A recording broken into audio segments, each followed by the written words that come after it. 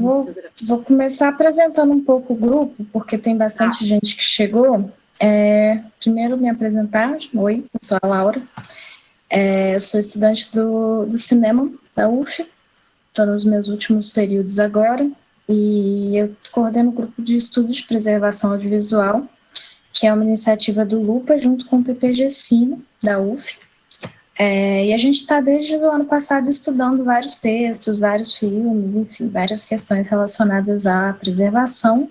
E a gente se encontrava mais ou menos quinzenalmente até abril. E a gente parou um pouco até porque eu fiquei um pouco sem tempo para coordenar o grupo. Mas com essa situação da Cinemateca, eu tive essa ideia de chamar a Fernanda. Fernanda é a Fernanda Coelho, ex-funcionária da Cinemateca, professora, especialista em conservação. Eu tive a ideia de chamar a Fernanda não só porque ela sabe, enfim, bastante sobre a Cinemateca, né? Mas porque ela é uma ótima professora, inclusive já está mediando muito melhor do que eu o debate. Mas também porque, enfim, muita coisa triste acontecendo. Hoje, ontem foram dias tristes aí para o cinema brasileiro. A gente perdeu duas figuras muito importantes. Uma delas de Covid, né? Foi o caso do Quem foi? Tarcísio. Desculpa. O Tarcísio Meira. O Tarcísio? Eu vi o Paulo José, mas não vi Tarcísio. Eu não liguei televisão hoje. Pena. E a Glória está ruim ainda? Ou está recuperando? Não, o Tarcísio faleceu de Covid, foi hoje. Porque a Glória também estava com... A Glória Menezes também estava... a Glória, sim. Ela está melhorando, aparentemente. Não sei mais notícias. Mas, e também em relação à questão da Cinemateca, né, que aconteceu no final do mês passado, enfim. Mas a Fernanda, sempre que eu converso com ela, eu saio cheia de esperança, assim. Porque... Que bom. Mas é uma esperança pragmática, assim, que é uma pessoa que conhece como funcionam os acervos, no sentido de conjunto mesmo, né? É uma pessoa que trabalha com conservação, então ela se preocupa com o acervo como um todo, né? Não é só a questão da restauração de um filme, de outro filme, é realmente a preservação a longo prazo do acervo. Então, acho importante trazer a Fernanda para essa conversa de hoje. Ela vai fazer uma apresentação rápida dela mesma, da questão da Cinemateca e tal, mas depois eu queria muito que tivesse um debate. Então, se vocês quiserem perguntas, falas, qualquer coisa, pode se inscrever, levantar a mão. Tem esse dispositivo aqui embaixo, que tem uma mãozinha, é só levantar a mão para falar, porque aí a gente tem uma certa ordem. E se quiser falar no chat também, pode ficar à vontade, tá bom? Tomara que seja proveitoso para todos e, bom, tomara que a gente consiga retornar com o grupo. Quem tiver interessado em participar do grupo também, que tiver aqui, é só me falar, tá bom? Fernanda, vai que é tu. Tá bom, vamos embora. Bom, como eu estava dizendo no começo que a gente estava conversando, acho que a gente tem que aprender com os erros, né? Com as tragédias, com o que a vida nos traz, né? E esse é o 5º incêndio da Cinemateca, e cada um deles nos ensinou alguma coisa, e acho que a gente aprende fazendo análise de contexto, né, sabendo quais eram as condições que geraram a possibilidade do incêndio. Primeiro de tudo, acho que só lembrar que dos 5 incêndios, esse último foi o único que não foi por causa de nitrato. Então, acho que vocês lembram, né, que vocês devem saber, porque estão estudando isso há bastante tempo, então, que o nitrato entra em combustão espontânea, que apenas o calor faz o nitrato pegar fogo e que o processo degenerativo dele gera calor, né? Então, ele pode estar numa área climatizada com controle de temperatura e ele está gerando calor dentro dele e acabar deflagrando fogo, né? Então, é um material que precisa saber lidar, né?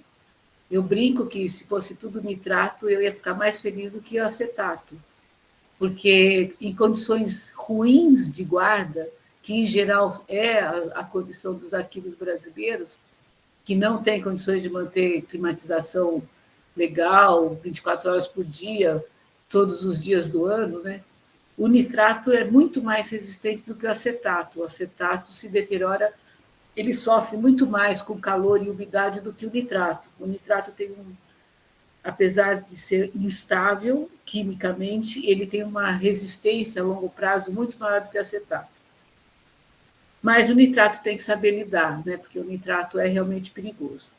Então, o primeiro, eu vou fazer o histórico dos incêndios da Cinemateca rapidamente e a gente vai conversando. Pode me interromper a qualquer momento, fazer pergunta. Laura, se tem alguma pergunta no chat que eu não vi, pode me interromper. E eu realmente não me importo. E é legal, as perguntas sempre fazem a gente lembrar de coisas que a gente não lembrou de falar. Então, o primeiro incêndio foi em 1957. A Cinemateca surge como filmoteca do Museu de Arte Moderna de São Paulo em 54, nas comemorações do 4º centenário da independência, enfim, tem uma data comemorativa. Paulo Emílio vem para São Paulo para fazer um festival de cinema internacional, e o Titilo Matarazzo, que era quem criou o Museu de Arte Moderna, convida o Paulo Emílio para ele assumir a direção da Filmoteca, que era um departamento dentro do Museu de Arte Moderna, ali no Parque do Ibirapuera. Não era no Parque do Ibirapuera ainda, era na 7 de abril, no centro da cidade, é um prédio no centro da cidade. O Paulo Emílio aceita, mas rapidamente eles percebem que o custo de um arquivo audiovisual é muito alto para um museu, né? E Paulo Emílio era um intelectual bastante respeitado, o Rudá de Andrade sempre estava por perto, o Caio Schembe, eram pessoas respeitadas no meio cultural, e, em geral, os secretários de cultura tinham muita vontade de apoiar o arquivo do Paulo Emílio na época, né? E aí a Câmara Municipal, não tenho certeza se é a Câmara Municipal, mas tem ligação com a Prefeitura, resolveu passar um dinheiro para a Cinemateca, que não era para a Filmoteca do museu, mas tinha algum impedimento jurídico, e eu sei que em 56, final de 56, início de 57, eles entendem por bem, tanto a direção do MAN quanto a Filmoteca, que a Filmoteca devia ser independente do MAN, porque ela ia conseguir receber esse valor de manutenção, etc. e tal. Esse projeto, que ia dar recursos para a Cinemateca, aconteceu mais ou menos, teve muitos problemas burocráticos, enfim, mas a Cinemateca virou uma figura jurídica independente. Nesse período, o Rudá, o Caio e o Paulo Emílio resolveram, eles recolhiam o filme, né? Eles não tinham essa noção de que cinema era fonte histórica, que era documento histórico, era patrimônio cultural, é uma noção bem mais recente, né? Paulo Emílio, claro que pensava isso, Rudá de Andrade também, mas as pessoas não levavam filmes para a filmoteca, as pessoas queimavam o filme, reaproveitavam o plástico, e o olhar era outro, né? O olhar era de cinema e entretenimento, não cinema, história ou fonte de pesquisa ou patrimônio cultural. Então, eles faziam muito recolhimento, eles conversavam com os produtores, conversavam com os cinegrafistas, com os cavadores, para poder reunir. E eles tinham muitas latas de nitrato e começaram a reunir no prédio da 7 de abril, onde nasceu o MASP também, né, o Museu de Arte de São Paulo.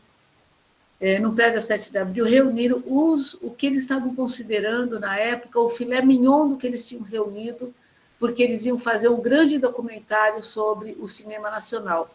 Vamos lembrar que circunstância é essa. A filmografia do cinema brasileiro não estava feita. Não tinha uma historiografia desenvolvida. Ninguém sabia exatamente o que o cinema brasileiro tinha produzido, quando, como, por quem, para quem, enfim. Então, as informações, a história do cinema brasileiro vai ser contada com mais ênfase a partir da década de 70. Tem publicações anteriores, né? Mas ela vai se tornar um foco de estudo de vários historiadores na década de 70 para frente. Então, nesse momento, tinha toda uma historiografia a ser feita, né? E aí ocorre que era nitrato, e que o nitrato, por algum motivo, deflagrou um incêndio, e a 7 de abril queimou o escritório da Filmoteca queimou na 7 de abril, era o último andar, ainda bem, porque se não fosse o último andar tinha posto fogo no prédio, né, que era um edifício, e queimou o que eles tinham separado como o de melhor que eles tinham recolhido. Paulo Emílio, até o fim da vida, segundo Calil, dizia que as duas grandes dores da vida dele foi o incêndio da Cinemateca em 57 e a invasão da UNB, quando ele foi para lá fazer o curso de cinema, e a invasão pela ditadura militar no curso de cinema lá da UNB. Foram as duas grandes dores da vida dele, né, de perdas. Então, o que a gente tem nesse momento? A gente tem, apesar do Paulo Emílio já saber da importância da climatização, deles já saberem que era necessário todo um procedimento para lidar com o nitrato, não havia a menor condição. E esse material, essa área que eles tinham de guarda, estava lá o principal, mas onde estava o resto? O resto que eles tinham recolhido estava na casa de amigos, estava na casa do Paulo Emílio, estava na garagem dos amigos, eles tinham distribuído essas latas de nitrato em vários lugares, porque não tinha um local, né? E aí, quando pega fogo, o incêndio é realmente grandioso, ele queima tudo, ele queima documentos que tinham sido recolhidos e tal. Quando pega fogo, quem estava guardando nitrato, Paulo Emílio, fica assustado e fala, pelo amor de Deus, tire isso da minha casa o mais rápido possível. Nessa situação, o Titilo Matarazzo, que era coordenador do grupo que estava coordenando o Parque do Ibirapuera e que estava construindo o prédio da Bienal, oferece para o Paulo Emílio levar a Cinemateca, que ainda não era Cinemateca, era Filmoteca, para o prédio da Bienal, que ainda não estava ocupado, estava terminada a construção, mas ainda não estava ocupado. E eles levam para lá com a promessa de dali sairiam para algum lugar, né? Aí o Parque do Ibirapuera cede para a Cinemateca um galpão, que, segundo dizem, era o galpão onde dormiam os pedreiros que fizeram o Parque do Ibirapuera, né? E os filmes são distribuídos por 9 guaritas do parque. Então, as entradas, os portões de entrada do parque tinham guaritas ao lado, né? E o acervo, então, foi distribuído pelo parque inteiro em 9 guaritas, e lá ficaram durante muitos anos. E se dá o devido crédito, o Rudá de Andrade mantinha, nasceu aí uma tradição que se manteve na Cinemateca, até a data que eu saí, se manteve, que era relatórios mensais do que tinha sido feito. Então, o meu mestrado se baseou muitíssimo nesses relatórios, né? Então, esses relatórios vão dizendo o que foi feito, o que não foi, o que foi possível fazer, quantas pessoas estavam no arquivo. E tem até um relatório engraçado que o Rudá comemora porque ele ganhou uma bicicleta, por doação, uma bicicleta, e ele podia chegar mais rápido na guarita que ele fosse buscar filme para trabalhar, porque vocês imaginam, o Parque do Ibirapuera é bem grande, você caminhar até uma guarita, carregar filme e voltar carregando lata de filme, não havia de ser nada fácil, né? Essas guaritas vão abrigar os filmes de nitrato até 69. Então, é uma década inteira, um pouco mais que uma década, que esse acervo fica nas guaritas. Em 69, a Cinemateca já está bastante ruim, ela não tem recurso nenhum, ela só tem algum recurso de empréstimo de cópias, né, que vamos lembrar que a Cinemateca nasceu de um clube de cinema, né, nasceu do olhar da difusão do cinema como arte, mas é de um cineclube.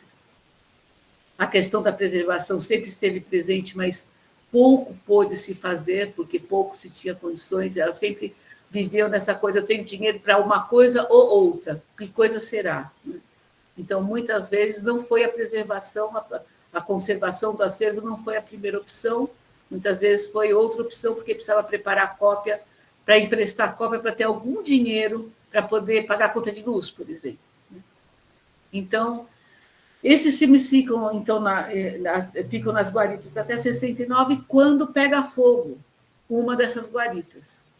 Nessa época, está na Cinemateca, simplesmente já é Fundação Cinemateca Brasileira, eu não lembro exatamente qual foi a data que ela se transformou numa fundação,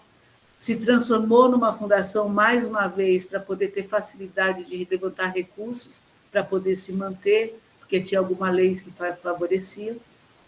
E nessa época estava lá na Cinemateca só o seu Aloísio, que era um faxineiro que tinha sido cedido pela prefeitura há anos, e a Lucila Bernardet, que era a esposa do Jean-Claude Bernardet, né?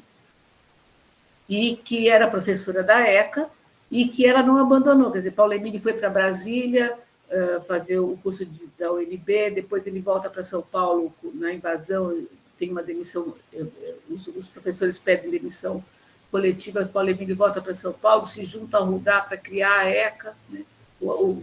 Depois o MIS, enfim, eles têm uma outra vida, né, e a Lucila é quem mantém a Cinemateca com a porta aberta, embora sem condições de trabalho. Então, está Lucila e seu Aloísio, que vai sendo treinado com os anos para poder preparar material de cópia para poder ser projetado. Quando acontece o incêndio em 69, a Lucila consegue convencer a administração do Parque do Ibirapuera a construir umas casinholas ao lado daquele galpão que tinha sido cedido para a Cinemateca, para ela poder ter o acervo por perto, para poder vigiar o acervo, poder monitorar o acervo. E aí são construídas 4 casinholas, para vocês terem ideia. Eram... não estou fazendo análise de contexto, mas eu vou fazer rapidamente. Eles constroem 4 casas, que são, na verdade, quase que guaritas, que são de alvenaria. A vantagem a guarita era um chão próximo da terra, do parque, era cimento, mas era um chão baixo, e as paredes de alvenaria e uns buracos para circulação de ar, né? O Rudá descreve que eles fizeram prateleiras para não deixar filmes no chão e fizeram umas rústicas cortinas para, pelo menos, o ar não ficar entrando livremente, a umidade e o ar e a poeira não ficar entrando livremente na guarita.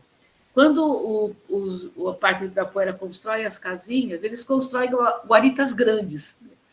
A vantagem é que eles fazem um degrau grande, quer dizer, tem uma base de cimento alta, que fica um degrau de escada, assim, e fazem parede de alvenaria com uns orifícios em cima para poder ter respiro, porque não pode não ter circulação de ar, porque o ácido nítrico, que é exalado pela deterioração do nitrato, não pode ficar sob pressão, porque também é explosivo, né? E com telhas de amianto. Quer dizer, a única coisa que climatizava aquele lugar eram os eucaliptos, porque essas casinhas ficavam debaixo dos eucaliptos. E era só isso mesmo, não tinha, era circulação de ar para não juntar gás, para não acumular gás ácido nítrico, e sombra dos eucaliptos para não esquentar aquelas telhas de amianto e não pôr fogo nos fios. Então, o que a gente tem aí nessa circunstância? A gente tem não tem equipe para poder monitorar o nitrato tem uma forma de deterioração que é pontual, diferente do acetato, que quando ele entra num processo de síndrome do vinagre, o rolo todo entra junto, não é um ponto, né? Só o rolo todo. E o nitrato não, o nitrato ele deteriora no ponto. Se você corta esse fotograma que começou a melar, ou 2, 3 fotogramas, você preserva o resto do rolo.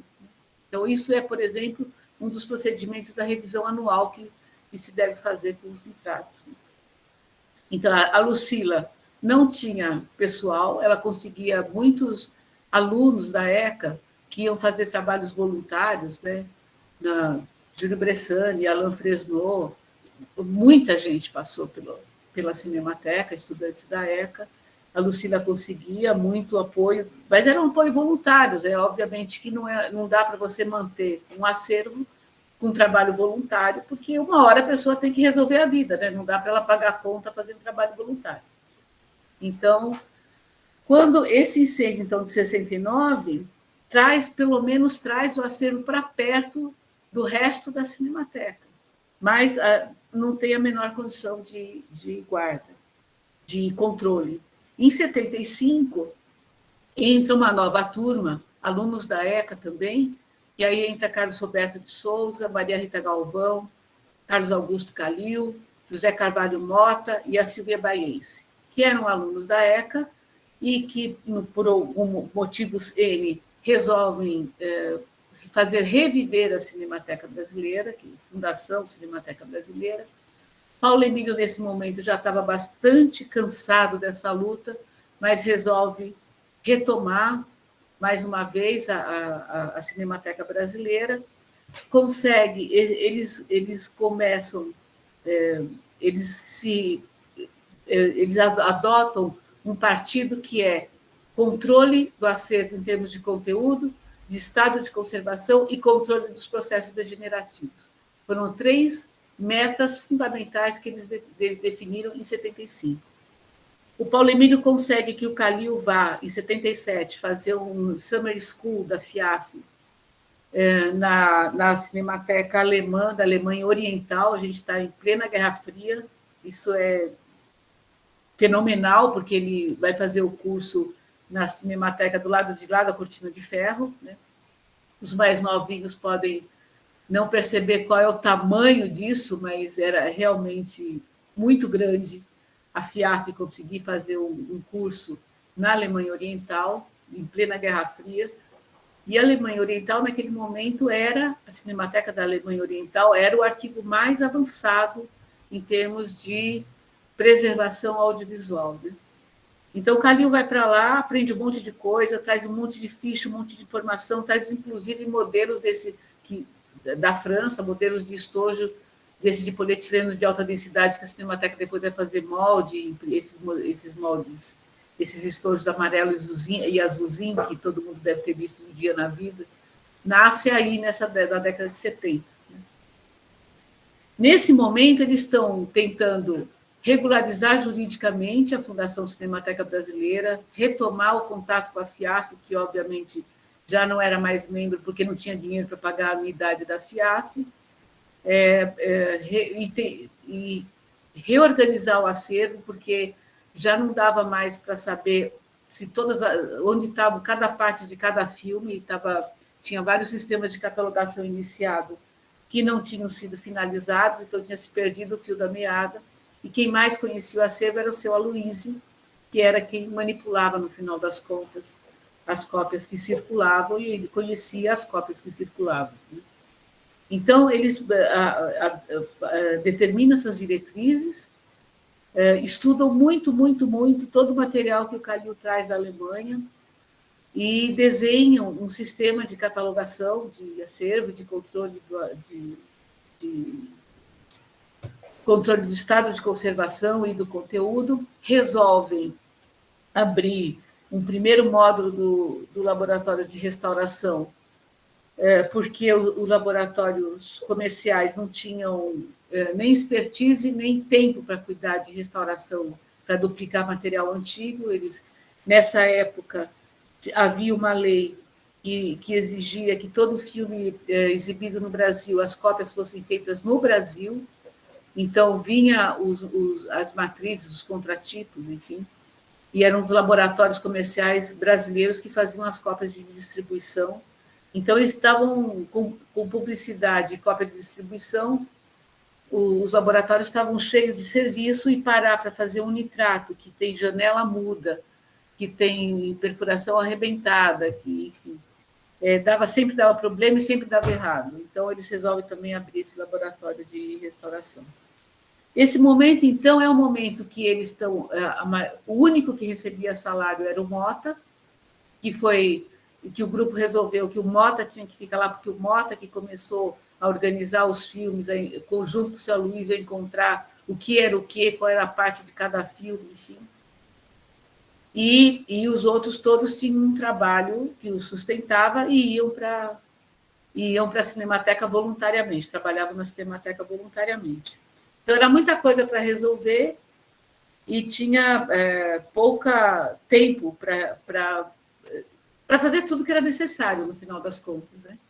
Em 79, eles conseguem um projeto com o Ministério da Agricultura, que quer montar a Filmoteca da Agricultura, e aí eles contratam 12 estudantes nesse projeto. Foi nessa ocasião que eu entro, né, para fazer esse projeto, para catalogar acervo e começar a organizar. Então, a gente catalogava rolo a rolo, era uma ficha por rolo, porque ninguém sabia onde estava a parte 2 daquele filme, e o Mota fazia a reunião das coisas através das fichas, que ele ia juntando as fichas que a gente produzia, né?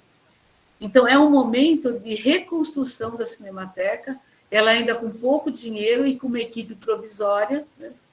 E em 82, então, a revisão de nitrato não se fazia ainda nesse momento, não estava conseguindo fazer, né? E aí, em 82, tem um incêndio numa dessas casinhas que estava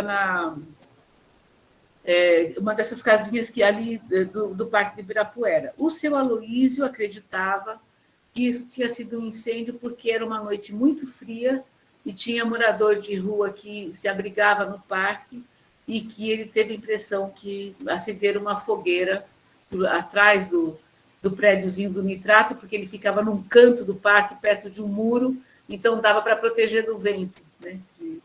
E aí pega fogo. O grande aprendizado desse incêndio de 82 foi que aquela turma que estava aprendendo, porque ninguém sabia nada, né?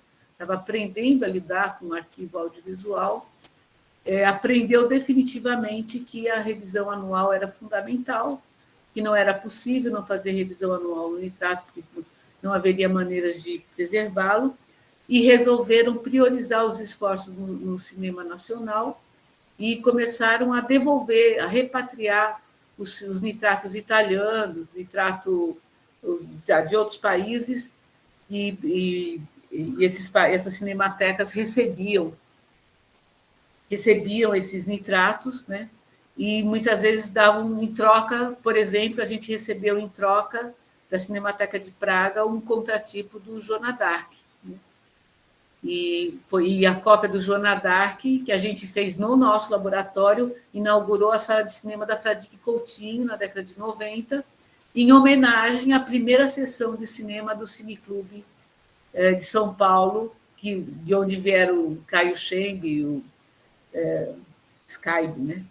Paulo Emílio, Décio de Almeida Prado, Antônio Cândido, né, faziam parte do Cineclube. A primeira sessão deles foi Joana d'Arc. Eles começaram o Cineclube assistindo Joana d'Arc. Então, a partir de 82, a gente fazia a revisão anual dos nitratos, e quando a gente vai para o Matadouro, em 92, e que aí tem a construção dos depósitos de nitrato, aí já com uma arquitetura propícia para guardar acervo da periculosidade do nitrato, que a gente passa a fazer de 2 em 2 anos. Quando entra a diretoria, em 2003, entra uma diretoria que foi mudando um pouco todo o desenho da administração da Cinemateca. E uma das coisas que a gente teve grande dificuldade foi de manter a revisão anual do nitrato. Achavam que era bobagem, que era... Sabe essa coisa de achar que é frescura de conservador? Né? Que acha que o conservador é fresco mesmo.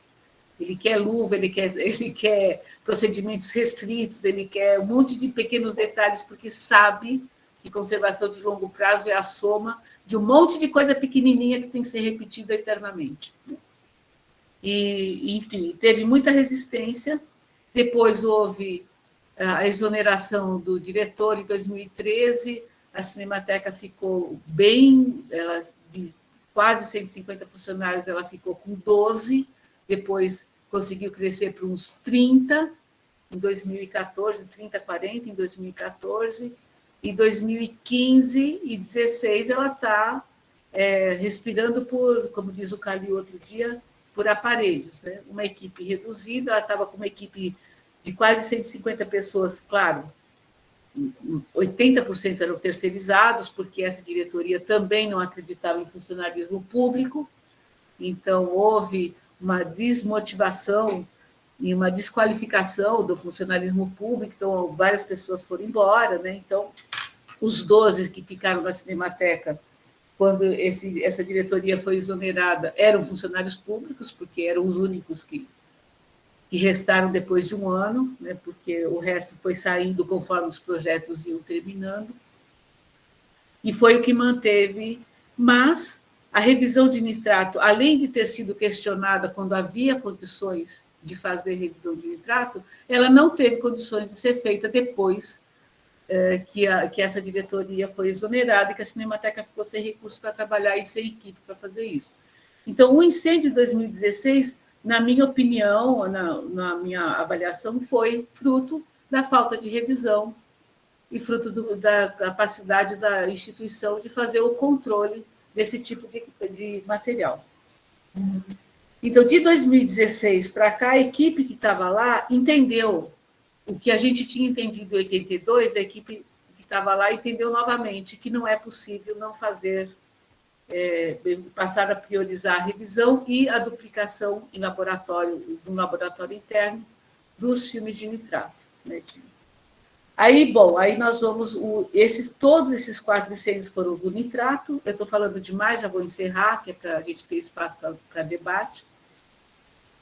Aconteceu esse em 2021. Esse 2021 não tem nada a ver com nitrato. Não tinha um rolo de nitrato na Vila Leopoldina. O que pegou fogo foi na sede da Vila Leopoldina, que fica a 20 quilômetros da Vila Clementina, onde está a parte principal do acervo filmográfico. Os filmes que estavam até onde se conseguiu apurar, os filmes que estavam lá na Leopoldina, o que realmente é perda são os filmes da ECA, porque ainda não tinham sido nem incorporados, não tinham sido, sei lá, analisados, enfim, não estavam registrados, enfim. Esses, sim, eram originais, que não vai estar duplicado em outro lugar, né? E, aparentemente, pelo que até agora se conseguiu levantar, são cópias de difusão que estavam lá e que não tem, a maioria é estrangeiro, e até agora, aparentemente, não teve nenhuma perda de obra nacional, né? Só de cópia de difusão, mesmo porque a maior parte desse acervo que estava lá veio uma doação da Pandora, que era uma distribuidora aqui de São Paulo, do André Sturm, e o pessoal da difusão já tinha, inclusive, recolhido para a sede da Vila Clementino as cópias dos filmes principais, porque faziam mostras, enfim. Então, o que realmente a perda em termos de filme foi os filmes da ECA, até onde se sabe por enquanto, né? E a documentação que estava lá, o que era papel, realmente não sobrou nada do que estava lá, que era a documentação da Ibrafilme, do Concine e da Fundação Nacional de Cinema. Aparentemente foi uma questão de curto-circuito. Eu digo aparentemente porque vai sair um laudo da perícia por esses dias, a Polícia Federal é quem fez a perícia, uma das peritas, ou a principal perita, não sei, é só desculpar falar, mas foi uma pessoa que trabalhou no incêndio do Museu Nacional, né? E aparentemente, com certeza, o fogo começou na casa de máquinas do arquivo climatizado. Agora, em que condições e como que o fogo deflagrou, isso é uma coisa que a perícia vai determinar. E eu paro de falar aqui, a gente continua falando perguntas. Existia alguma catalogação do material da ECA? Tu tens notícia disso, do material que estava lá? Então, a gente alguma tá lista de algo? Assim? eu digo a gente está tentando porque me pediram socorro e, obviamente, que eu não vou negar socorro, né? Uhum. Mas eu não estou lá o tempo todo, nem tenho acesso a tudo, né? O que a gente está tentando é uma listagem da própria ECA. Uhum. A ECA tem uma listagem, deve ter uma listagem do que enviou, né? Exato. Tem problemas, está com muito problema de acesso à rede interna da Cinemateca, então não dá por enquanto para acessar a base de dados, então também não dá para saber dos registros de entrada, né? Tá. Essa é a grande dificuldade. Fala, Antônio. Desculpa, José Rafael, você já terminou? Alô? Não, Oi. tá tranquilo. Tá bom. Fala, Antônio. Oi, Fernanda. É muito bom te ouvir e encontrar todo mundo aqui. A gente ouviu muitas opiniões, né, sobre esse incêndio na Cinemateca, muitas informações desencontradas, né, e uma hierarquização do que pode ter mais valor, né? Não se perdeu filmes, perdeu uma documentação em papel, aconteceu também. O Marcelo Rubens Paiva postou no Twitter dizendo que um ex-funcionário da Cinemateca tinha feito cópia de tudo, de todos os filmes brasileiros, e que assim, ele estava sendo tratado como um herói, um grande salvador, né, já que o poder público não se importa, né, com a preservação da memória. Que bom que ele cometeu esse ato e salvou tudo. E a gente sabe que não é bem assim, né? Sabe que não existe isso, né? Eu queria que você falasse um pouco sobre isso, assim, dessa documentação que se perdeu e da relevância dessa documentação para a memória do cinema brasileiro. Então, eu não sei exatamente o que é, mas eu sei que são documentos administrativos da Embrafilme, da Fundação Nacional de Cinema e do Concine, que são instituições de regulamentação do cinema brasileiro. E, obviamente, são documentos que contam a história dessa cinematografia, né? É altamente relevante. No dia do incêndio, a Gabriela, que era a coordenadora da área de documentação, ela dizia assim, desolada, né, acho que do Concine agora a gente só vai ter referência do que já foi estudado, porque a maior parte do Concine estava lá, né, a Embrafilme, como tinha chegado antes, né, ela já tinha uma parte da Embrafilme, eu não sei dizer porcentagens, porque a área de documentação nunca foi a minha área, então eu não sei, não tenho propriedade para dizer, mas sim sei que o material da Embrafilme tinha chegado já antes, né, e já tem uma parte dela processada lá na Vila Clementino. E da Fundação Nacional de Cinema, eu não sei dizer nada, isso eu não tenho referência. Agora, não tem hierarquização nenhuma, né?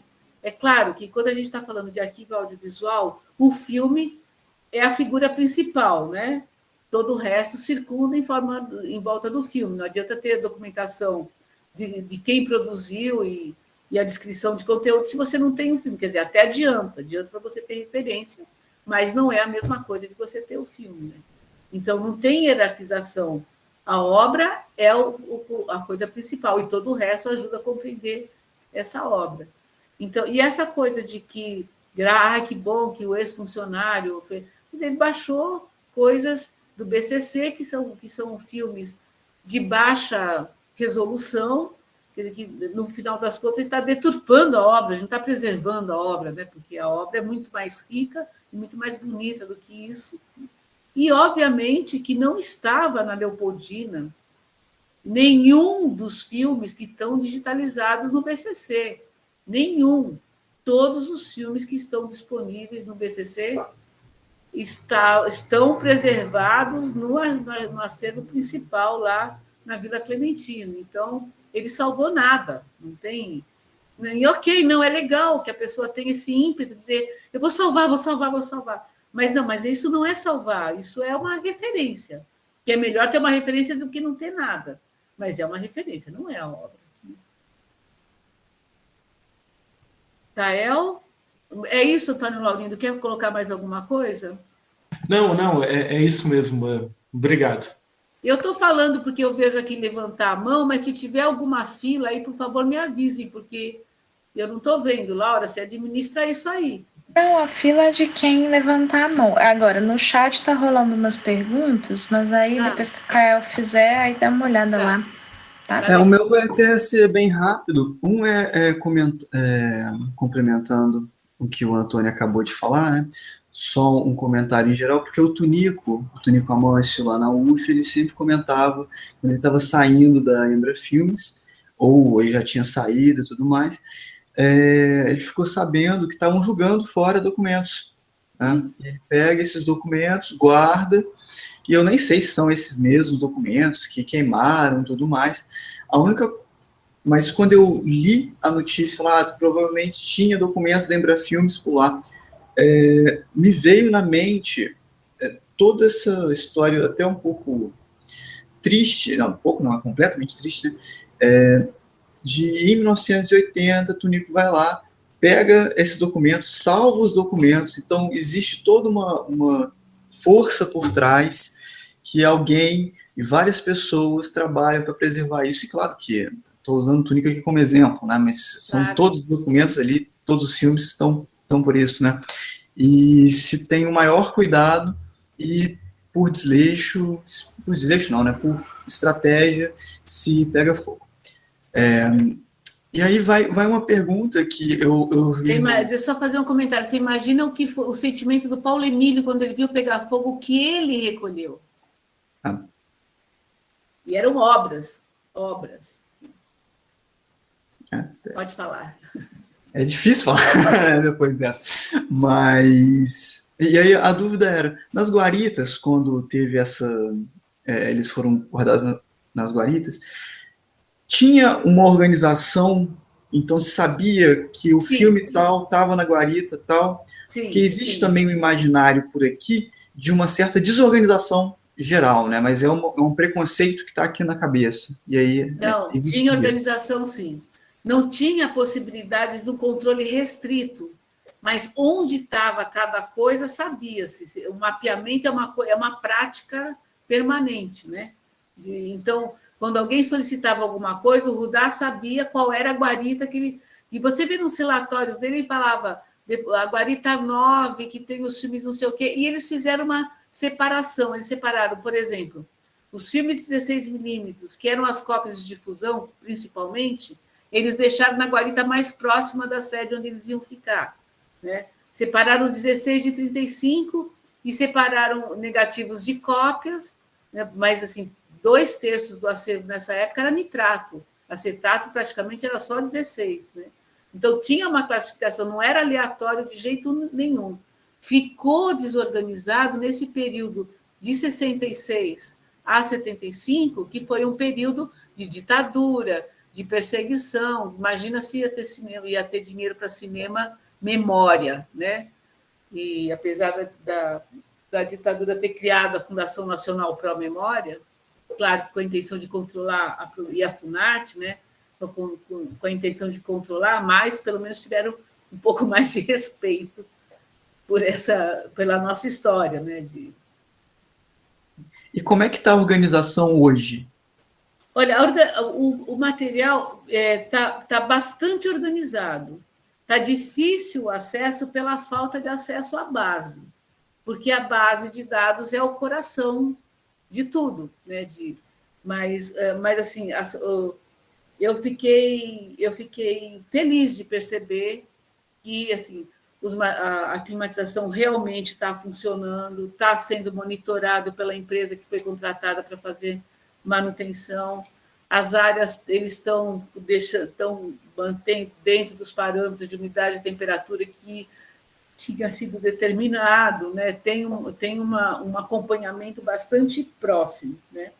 Óbvio que isso não é o suficiente, que se tivesse equipe lá monitorando o acervo, percebendo o que estava acontecendo, eu acho provável que identificasse algum problema, mas aí precisa saber o que a perícia vai dizer, o que deflagrou, né, deflagrou o incêndio, mas uma equipe de técnicos enxergando as coisas é sempre mais seguro do que ninguém para enxergar as coisas. Isso é ponto pacífico. Quer fazer pergunta aqui? Teve uma pergunta do chat aqui, só antes do Antônio, a gente voltar para o Antônio aqui, que a Renata perguntou sobre o acervo do Glauber, né? Porque eu acho que falaram que tinha coisa do tempo Glauber lá. Você sabe alguma coisa sobre isso?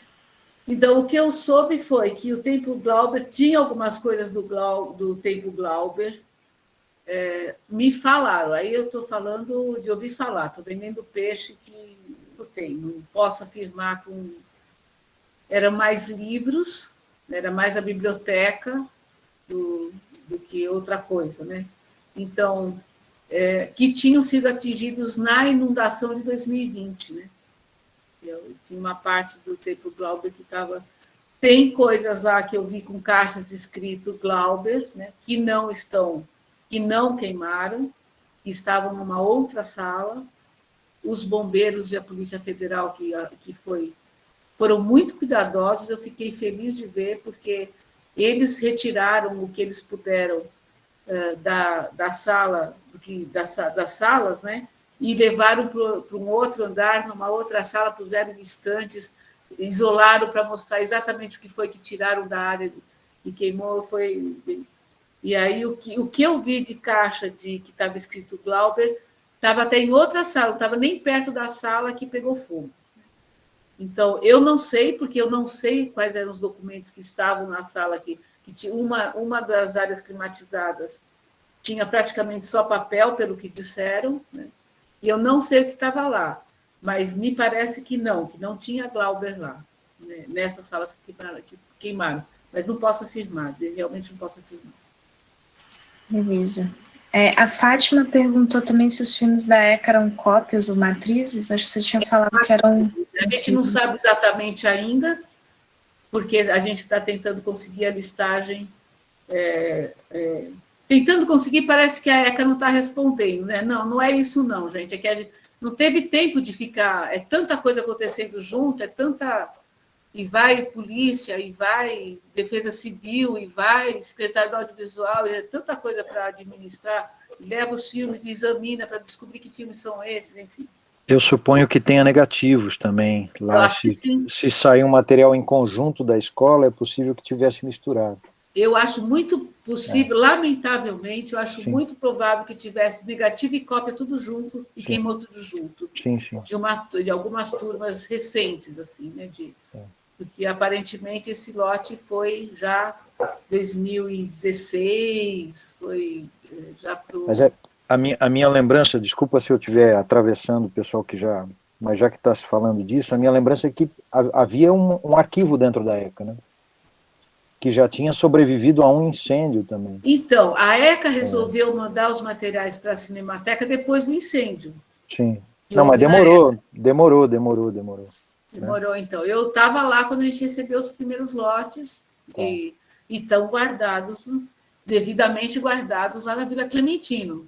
É o último lote que foi mandado, que a equipe era muito reduzida, não teve tempo nem de fazer a incorporação e não tem como responder. Eu já falei... Então, só aproveitando para esclarecer, o material que pode ter queimado na Vila Clementino seria cronologicamente mais recente. Então, isso, cronologicamente mais recente. Tá. Vocês já tinham recebido antes materiais?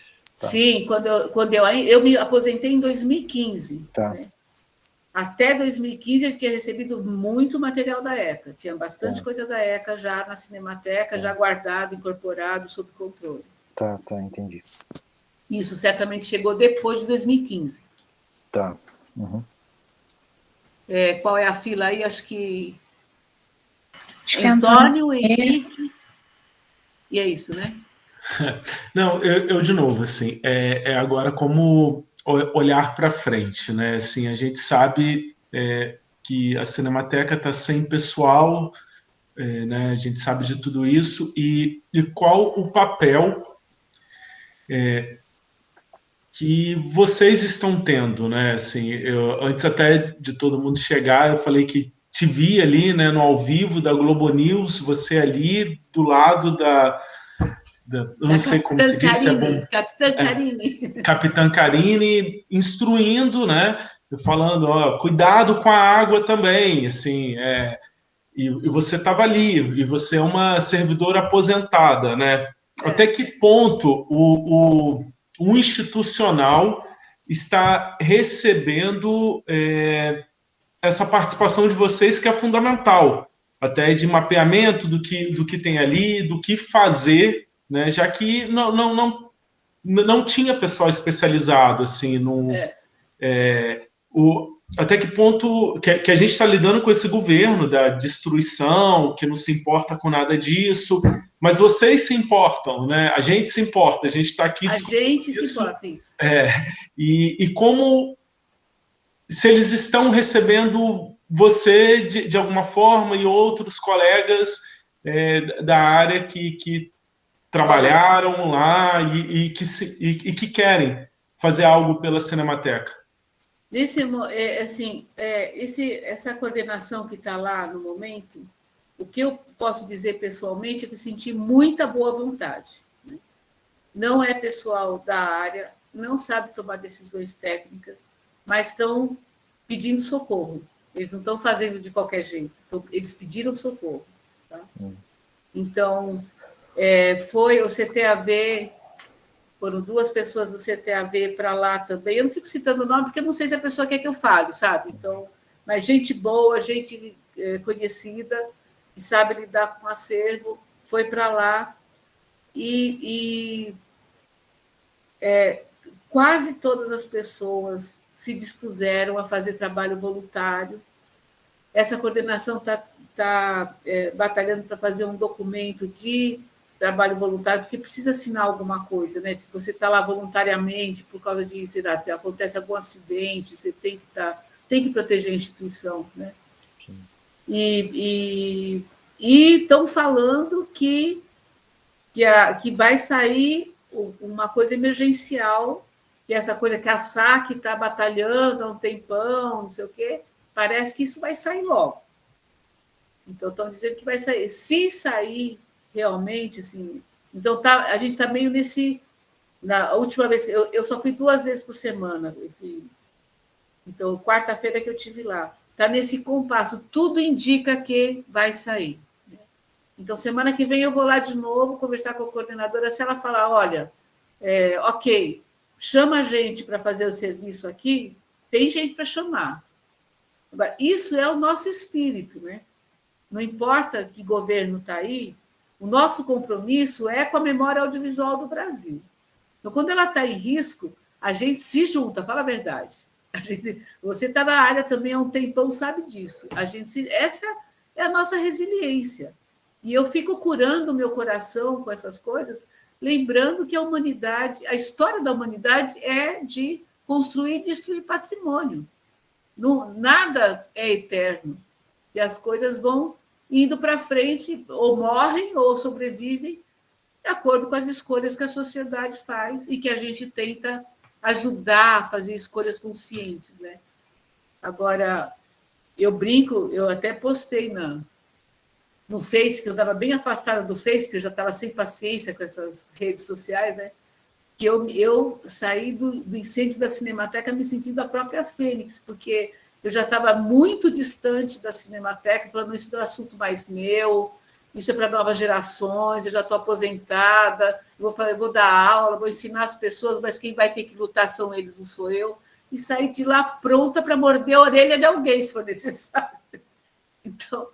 Assim, Fernanda, eu lembro de uma vez, assim, eu angustiado, né, e com aquilo que a gente não consegue fazer, aí você chegou para mim e falou, Antônio, chega um momento que o que a gente fez já está feito, né? Outras pessoas vão fazer, então não se preocupe também, não se cobre tanto.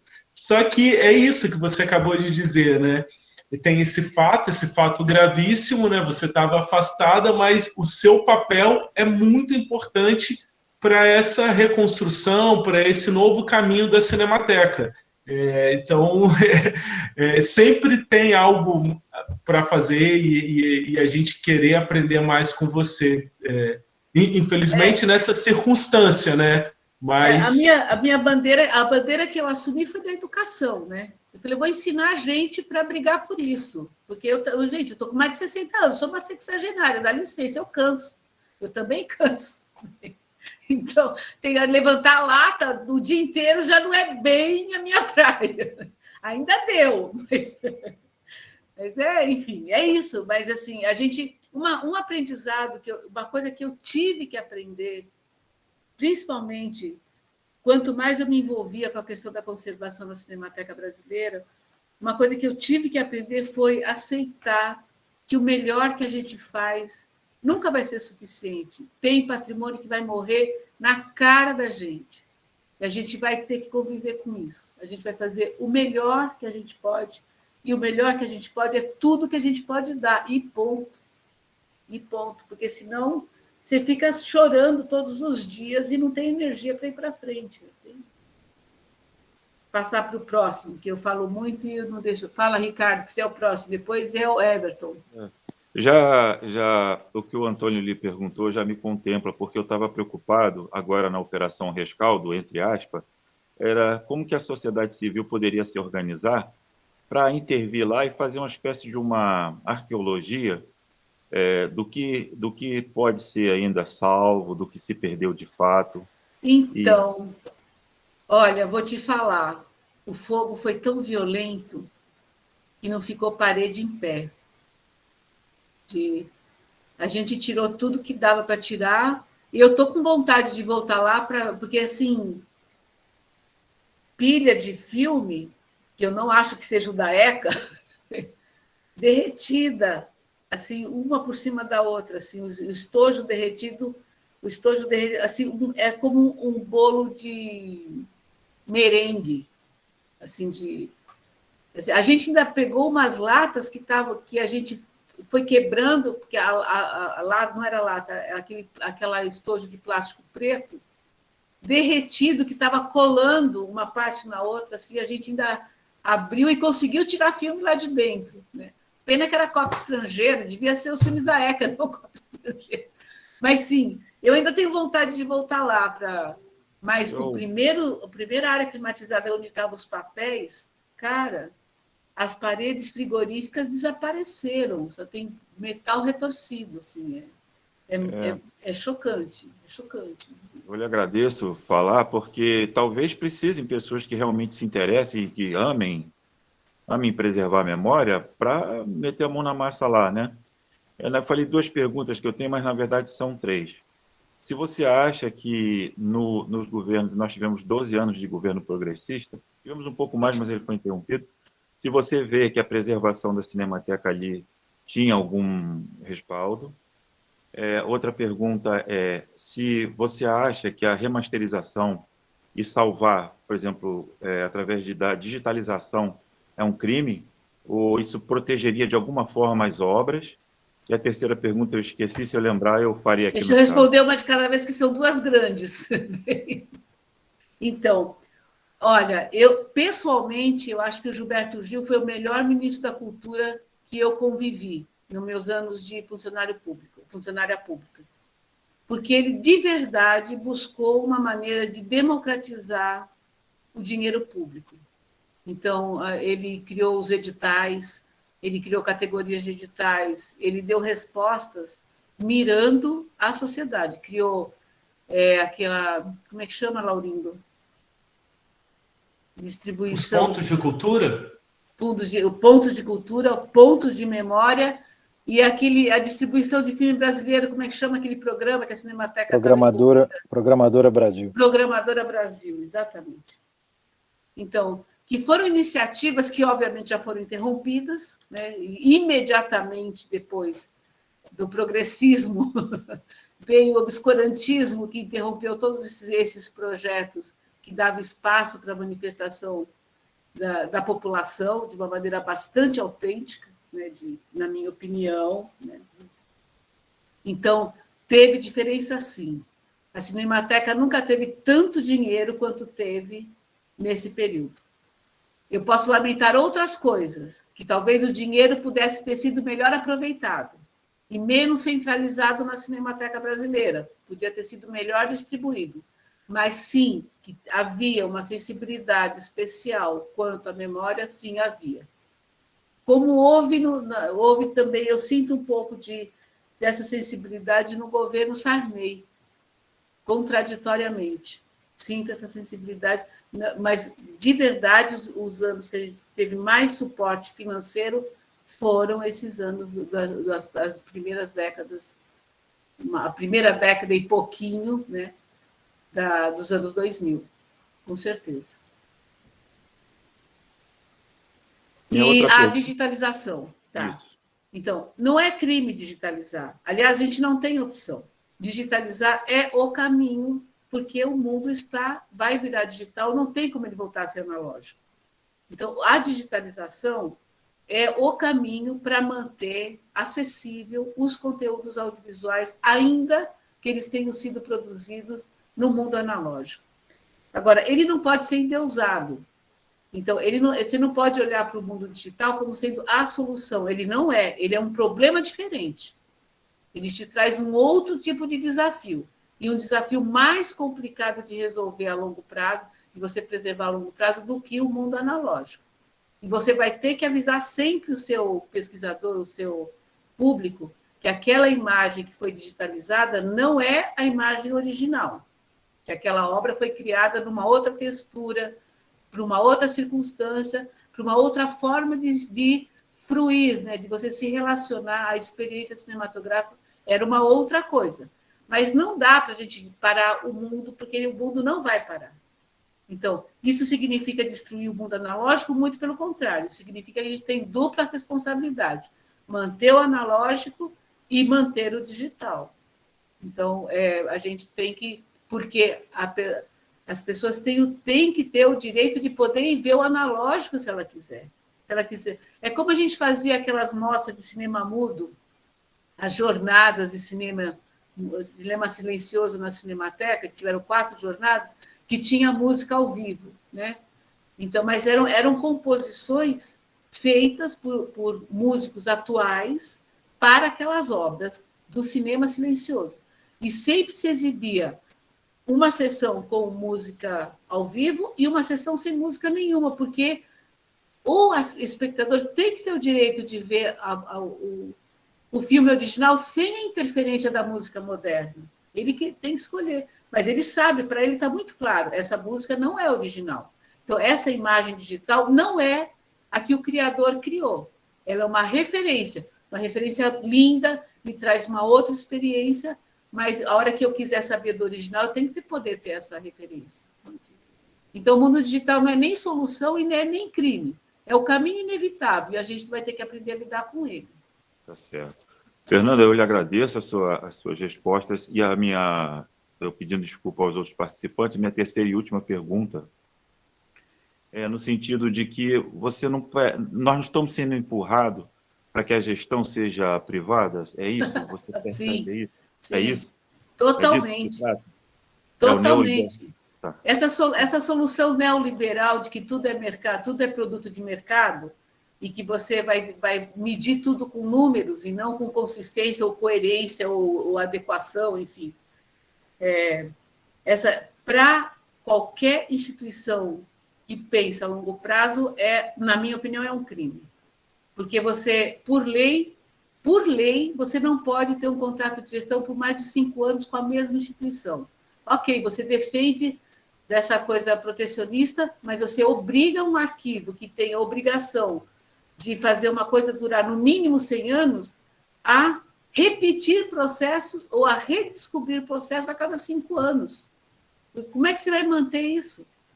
Todo o saber institucional. Você imagina se essa turma de 75, Carlos Roberto de Souza entrou lá em 75, saiu da Cinemateca depois de mim. Eu fiquei 35 anos, ele ficou 40. Então, a gente conseguiu construir a instituição que a gente construiu que a gente construiu a partir de outros pioneiros que construíram uma boa parte também. A gente conseguiu desenvolver tecnicamente o que foi desenvolvido porque havia clareza de objetivos. E esses objetivos estavam sendo perseguidos o tempo todo. Você fazia um projeto, mas você sabia que esse projeto estava compondo. Agora, todo esse aprendizado institucional, se você interrompe a cada 5 anos, você repete erro a cada 5 anos. Não todos, mas certamente vários. Então, é um retrocesso. Para mim, não é solução plausível para uma coisa para qualquer instituição de memória. Muito obrigado, me respondeu. Obrigado. Qual é o próximo? É Kael? Não, tinha Everton, que estava na fila. É, o Everton. Olá, Fernanda, tudo bem? Tudo bom? Fernanda, queria voltar assim rapidamente à questão do acervo da ECA, né? Porque isso tinha sido noticiado na imprensa. Você falou que eu estudei na ECA, né? Enfim, anos 80, já há algum tempo atrás. E você falou que o acervo mais antigo da ECA já teria sido catalogado, estaria na sede principal. Uhum. E o que teria ficado na Leopoldina é um acervo mais recente, Sim. né? Mas não tão recente assim, né? Porque eu também não sei em que momento aí a ECA... Eu estou falando de acervo em película, né? Sim, sim. Porque eu não sei em que momento aí a ECA fez a transição, né, para o suporte digital. Quer dizer, que os alunos começaram... Na minha época, lá nos anos 80, nós éramos 15 alunos. Você não tinha dinheiro, não tinha para todo mundo fazer o seu filme. Entende? Então, quando chegava no 4º ano, tinha lá uma espécie de seleção interna, né, para decidir quem ia dirigir os filmes, né? Porque você não tinha, eram 5 ou 6 filmes por turma. E aí eu imagino que em algum momento, que depois eu também me distanciei da ECA, houve essa transição para o suporte digital, né? E aí provavelmente hoje em dia são 35 alunos, eu acho que cada um deve ter a possibilidade de realizar seu filme, e, enfim, a realidade eu imagino que seja outra. Mas, então, esse acervo que se perdeu, que não se sabe se é cópia, se é matriz, assim, não é tão recente assim. É verdade. Eu não sei também quando que foi feita a transição, não. Também não sei. Não é tão recente assim, mas assim, eu duvido que seja anterior aos anos 2000. Sim. É que também, assim, em alguns casos, né, quando, enfim, as pessoas passaram pela ECA, fizeram carreira, tal, né, esses filmes acabaram sendo, os primeiros, né, acabaram sendo... Eu, por exemplo, no meu mestrado, eu estudei a filmografia do Sérgio Bianchi. O primeiro filme do Sérgio Bianchi foi feito na ECA, inclusive no próprio campus lá da USP, né? E esse filme está digitalizado, né? E acho que eu tenho quase certeza assim que como dele, eu imagino que de outros também. Mas então, mas eu não sei o quanto se consegue minimamente recuperar, né? Desse acervo que agora, enfim. Então, com certeza a gente vai conseguir essa listagem. É uma questão de resolver a questão técnica, né? que já está sendo providenciada lá pela coordenação, que é conseguir colocar essa rede para funcionar, que está com um problema técnico estranho lá, sei lá, uma coisa que não conseguiram resolver. Mas assim que tiver acesso à rede e aos bancos de dados, vai se saber o que foi que se recebeu. A gente está tentando buscar, pedir para a ECA localizar a lista deles, né?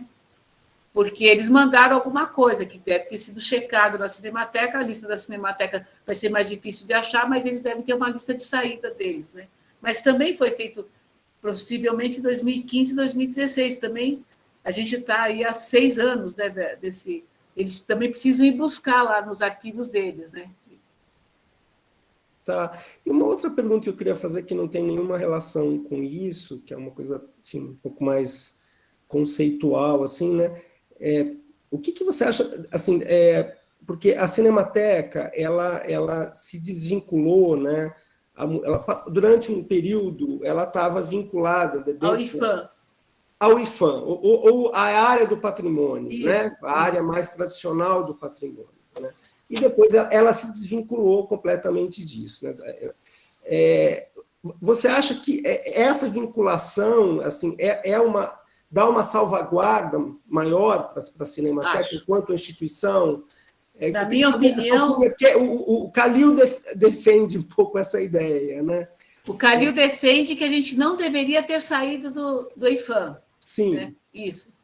Mas já saiu, bom, agora ele já está defendendo que tem que ser OS, porque também, enfim, a realidade vai mudando, você tem que lidar com ela. Né? Mas eu acho, sim, que o fato da Cinemateca ter se distanciado da área de memória, ter se aproximado da área de produção, fragilizou a instituição. Ela perdeu defesa mesmo, ela perdeu o espaço de defesa. Dentro do IFAM, o próprio Calil diz, quando eu fiz entrevista com ele para o meu mestrado, ele falou literalmente isso, que o Collor queria ter fechado a Cinemateca, ele só não conseguiu fechar porque não dava para fechar o IFAM. E a Cinemateca estava dentro do IFAM.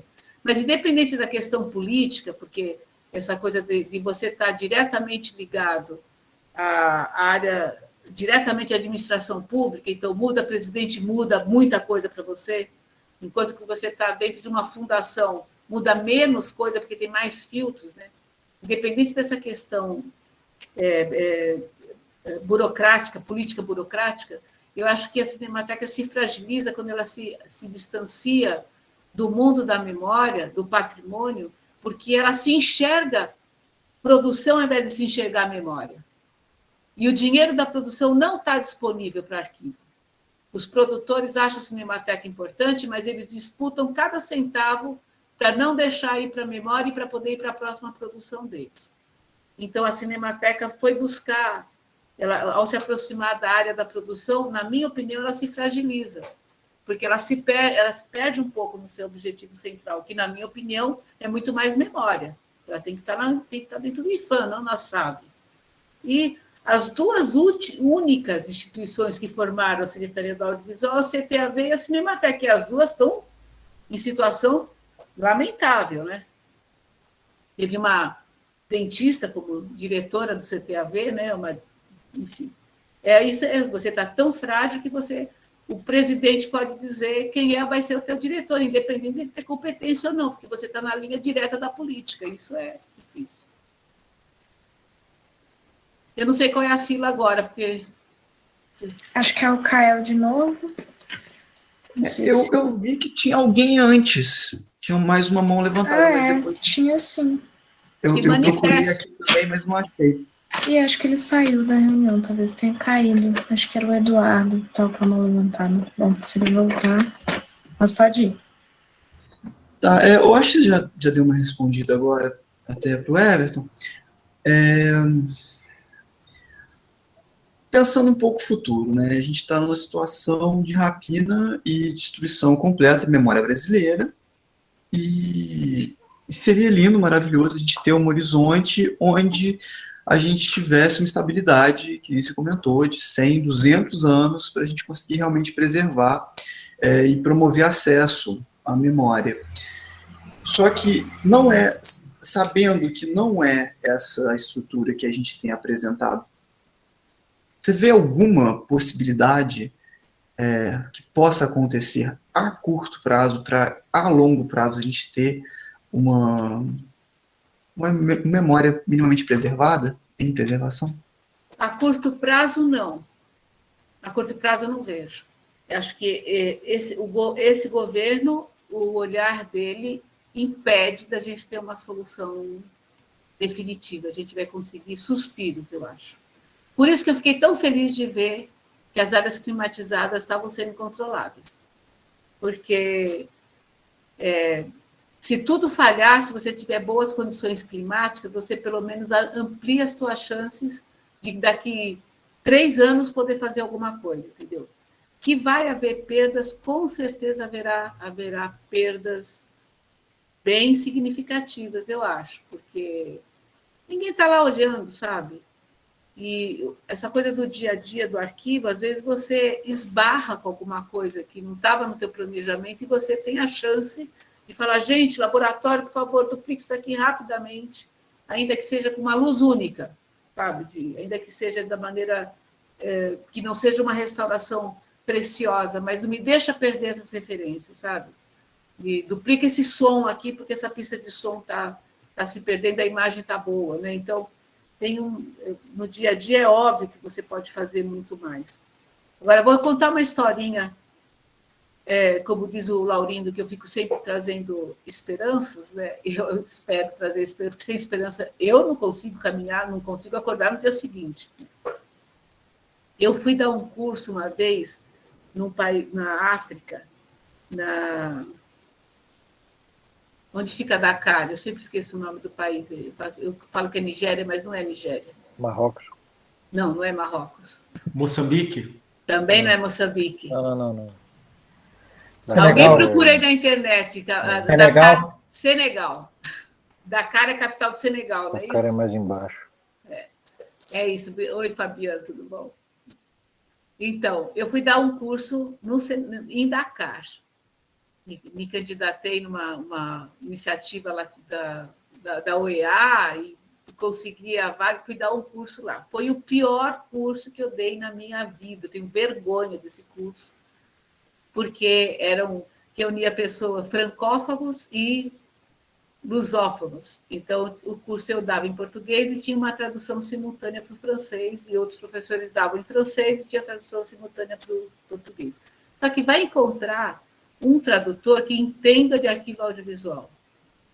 Então, primeiro que você não consegue falar fluidamente, porque você tem que dar pausas permanentes para que o tradutor possa fazer a tradução, e depois que você fala digitalização, ele não sabe o que você está falando. Você fala nitrato, ele não sabe o que você está falando. Aí ele me falava numérique, o francês pedia para ele perguntar sobre numérique, ele me falava numeração, e na verdade era digitalização, porque era o início da digitalização, e em francês era numérique. Eu não sabia também, foi uma merda de curso. Mas quando eu percebi que não ia funcionar, eu resolvi ser, a última hora eram 3 horas por aula, né? 3 ou 4 horas de aula por dia, né? Eram 3 dias, enfim. Eu resolvi, a última hora, deixar para eles se falarem sobre a condição deles, né? Que foi o que valeu a pena, foi eles falando. E aí, eu vou lá fazendo o drama natural que a gente faz, né? Porque filme é frágil, porque não se definiu termos, porque a gente precisa saber, não tem climatização, porque não tem, não sei o que, é o nosso draminha básico, né? Aí me vira um cara lá que tinha bastante experiência, ele foi só fazer o curso que era para poder estar junto com a turma, né? Ele falou, olha, o nosso problema é um pouco diferente, porque a gente tem uma invasão de país, de fronteiras, a cada 20 anos. E quando vem a guerra, a primeira coisa que eles destroem são os arquivos e as universidades e as bibliotecas. Então, a gente tem que recomeçar do zero a cada 20 anos. Aí eu faço o quê? Eu falo, bom, me ensina como vocês fazem isso, porque eu não sei. O meu drama foi só até faltou dinheiro por 5 anos. Eles têm bomba destruindo o acervo deles a cada 20 anos. Então, com isso não quero dizer que o que a gente está passando não é sério. O que a gente está passando é muito sério. E eu acho que soma com uma outra coisa que a gente está passando com a digitalização, que é uma produção em escala geométrica. Se a gente não tem noção da quantidade do que está se produzindo de audiovisual. E quando a gente tem noção, a gente pergunta, e como é que a gente faz isso? Como é que a gente processa, documenta, guarda, dá acesso? Como é que a gente faz isso? E uma coisa que o mundo do audiovisual não desenvolveu, a televisão desenvolveu, mas de uma maneira tímida, eu acho, porque ela não registrou muito, né? Que é selecionar. Historiador, arquivista, museólogo, todo mundo faz... selecionar o que o mundo futuro vai ver, a gente não tem capacidade para isso. De fato, a gente não tem mesmo. A gente não tem capacidade de visualizar o que vai ser o futuro. Mas a gente tem capacidade de documentar. A gente sabe que hoje, por exemplo, é fundamental a gente guardar registros do que está sendo a gestão deste governo, porque ela está sendo determinante. Então, a gente precisa guardar tudo, não, pelo amor de Deus, porque vai dar enjoo, mas precisa guardar coisas fundamentais. O mundo da museologia faz seleção, porque ela não põe no museu tudo, ela não tomba todas as casas modernistas, ela tem todo um processo de análise para eleger o representante mais representativo daquele pensamento, daquela obra, daquela forma de pensar, daquele paradigma, daquele contexto. Isso o mundo do audiovisual acho que tem que aprender. Então, tem que aprender por quê? Porque vai ter destruição, sim. A gente vai perder muita coisa. E do digital vai perder mais ainda. Porra, vamos perder com consciência, vamos escolher. Vamos guardar, ainda que a gente esteja numa sociedade nazista, e a gente diga que a gente só vai guardar o que for da raça pura, a gente vai registrar que tudo que não for raça pura a gente queimou. E o futuro vai saber qual foi a nossa escolha. E vai saber que não vai adiantar nesse período procurar registro da raça negra, porque não vai ter. Vai ter antes e vai ter depois. E vai ser um buraco. Mas é consciente, é escolha. Não é deixar as coisas acontecerem por acidente, sabe? E é muito difícil, é claro. Vai começar um debate disso daí, para começar a definir critérios. Nós vamos sofrer para burro, mas a gente vai ter que encarar. Eu acho que a gente tem que encarar. Um último ponto, só para eu acho que não volto mais. Volte sim, por favor, não vai embora, não. Não, mas não volto uma pergunta. Estarei aqui até o final. Mas quanto que é, porque é uma realidade completamente fora de mim, né? Mas quanto que é um orçamento minimamente digno para a Cinemateca? Olha, o próprio edital do governo que lançou para contratar a OS diz que a Cinemateca tem um custo anual de 22 milhões de manutenção, quer dizer, para manter, sem investimentos para crescimento. Se ele colocasse 22 milhões para manutenção, eu já estava feliz da vida. Tudo bem, a gente fica 5 anos sem investir, mas mantém em boas condições o que tem. Né? Mas ele me lançou um edital de 10 milhões. Ele vai dar 10 milhões, a OS que entrar vai ter que trazer os 12 que faltam e mais não sei quantos % de investimento. Ok, se alguém assinar esse contrato, para mim é falcatrua. Porque não é possível uma instituição de memória render 12 milhões no ano. O objetivo dela não é fazer mercado. O objetivo dela é preservar a memória, dá licença. Isso não é despesa, isso é investimento, né? Então, é isso, não é pouca coisa, não. Na época que eu controlava, que eu estava mais perto, e a gente nem tinha todas as áreas climatizadas que tem hoje, a conta de luz da Cinemateca beirava os R$80 mil mensais. É caro, não é barato, não, é bem caro. Vai comprar filme virgem para fazer restauração hoje? Você compra, a peso de ouro, porque é quase que feito sob encomenda. E tem certos filmes que você tem que duplicar em película para conseguir digitalizar, porque o estado de conservação não te permite colocar o filme deteriorado num equipamento de digitalização, porque não vai funcionar. Não vai conseguir digitalizar. Então, barato não é, não. A gente é muito chique. Antônio Laurindo. Pô, vocês estão fazendo panelinha. Eu não vi uma mulher me fazer pergunta aqui. O que é isso? Clube do Bolinha? Não, eu até fico meio constrangido, mas eu estou bebendo cerveja. Glauci, você abre a boca, Glauci! A Glauci vai falar também. Fala, então, não, eu acho até que eu me perdi, porque sinceramente eu tô tomando uma cerveja para me sentindo bem à vontade. Ótimo, é um papo. Não, mas sobre aquilo que você falou da seleção, né? É algo que temos mesmo que pensar mas no arquivo a gente até faz a seleção, né? Tem as comissões permanentes de avaliação de documentos, né? Porque não tem como guardar tudo, né? Então tem até uma publicação que depois eu posso compartilhar com vocês, que é de um ex-diretor do Instituto Nacional do Audiovisual da França, que é guardar tudo, que ele coloca esse dilema, né, que a gente tem de que temos que guardar tudo, mas isso é impossível, mas tem que ter alguns critérios e documentar, né, que é isso que você acabou de falar agora, né, de documentar tudo isso. e essa produção que está acontecendo na internet, né? Essas ações do governo na internet, quando você tenta responsabilizá-los, eles falam, não, mas isso foi uma postagem de internet. Mas a comunicação tem sido feita por Twitter, por lives, Claro. né? E qual é o nosso papel na preservação dessa memória administrativa, né?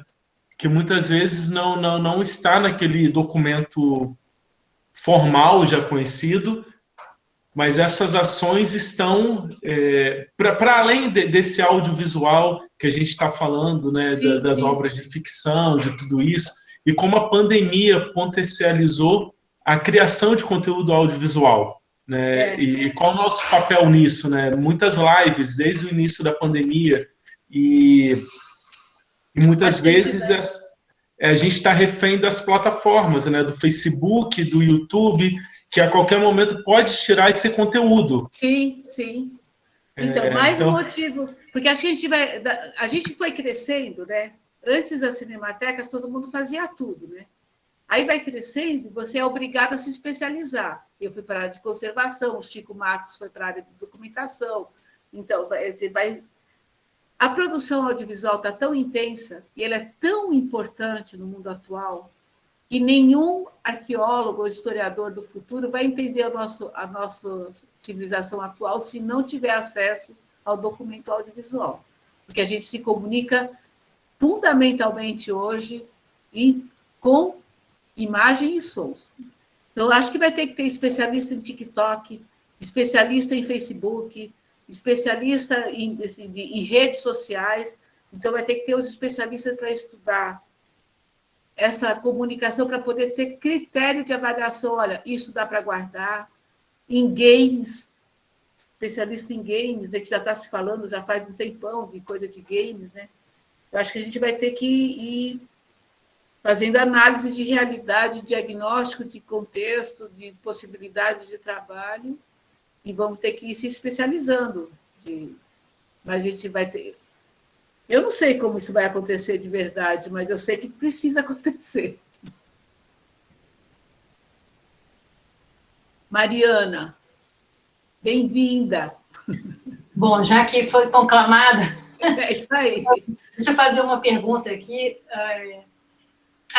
Eu estou aqui em Minas, tá? Eu sou professora substituta lá no FMG. Aquela história que foi veiculada na mídia, que as chaves da Cinemateca foram tomadas e que não... Vocês estão podendo entrar tanto na sede do Matadouro, lá onde... Vila Mariana, né? Então é o seguinte, foram tomadas as chaves, vamos colocar as coisas no seu lugar. A Cinemateca estava sendo gerida por uma OS, que era a ACERP, que é a Roquete Pinto. O governo rompeu o contrato com a ACERP. Aí fez todo aquele drama lá com a Polícia Federal para ir lá tomar a chave. Então, ele estava falando para o cara que ele tinha assinado o contrato, olha, o contrato foi rompido, me dá a chave. Eles fizeram um teatrinho lá para aparecer mídia, mas o que eles fizeram foi, o contrato estava rompido. O que a gente critica nesse momento é que os últimos meses, a gente já estava na pandemia, os funcionários estavam trabalhando das casas por causa da pandemia, e os últimos 4 meses eles simplesmente não receberam salário, e o governo federal assume a Cinemateca, então tomar as chaves agora a Cinemateca é nossa. Não é mais não está mais sob a gestão da organização social. Eles fizeram tudo errado, para falar a verdade. Por quê? Nesse momento, eles despediram todos os funcionários que restavam, sem pagar os direitos. Né? E quando eles fizeram, eu não sei o que é decreto, se é lei, se é... Eu não sei exatamente qual é o instrumento jurídico que tem que ser feito. Quando eles criaram um instrumento jurídico que permitia a Cinemateca ser gerida por uma OS, eles simplesmente retiraram da rede, do organograma federal, os cargos da Cinemateca. Então, a Cinemateca deixou de existir. Por que a Regina Duarte não conseguiu ir para lá? porque não tinha um cargo público na Cinemateca, no organograma da Cinemateca. Então, que instituição pública pode existir sem cargo? Cargo nem para diretor, nem para coordenador, nem para funcionário, cargo nenhum, zero. Então, quando eles retomam a chave, eles têm que recriar um organograma mínimo para que a Cinemateca exista. Aí eles recebem de presente, eu estou ironizando, claro, cargos que vieram de outros ministérios, porque os cargos que eram da Cinemateca foram redistribuídos, né? Que é jogo político sempre. Né? Então, essa coordenação que está aí é uma coordenação cujos cargos foram emprestados.